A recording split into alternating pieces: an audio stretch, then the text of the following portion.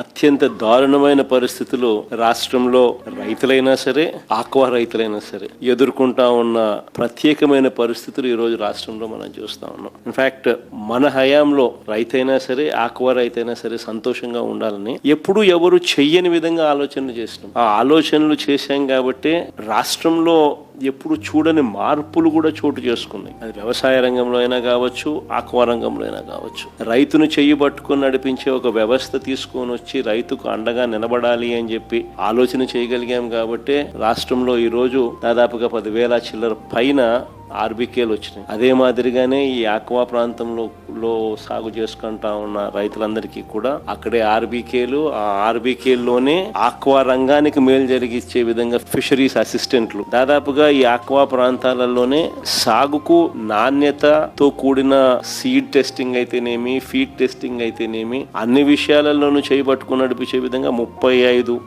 Aqua ప్రాంతాలు, 35 integrated aqua labs ఏర్పాటు చేయడం జరిగింది. 35 ఆక్వా ఇంటిగ్రేటెడ్ ల్యాబ్లు, 782 ఆర్బీకేల్లో ఫిషరీస్ అసిస్టెంట్లు, ఇవన్నీ కూడా ప్రతి అడుగులోనూ చేయి పట్టుకొని నడిపించేటివి.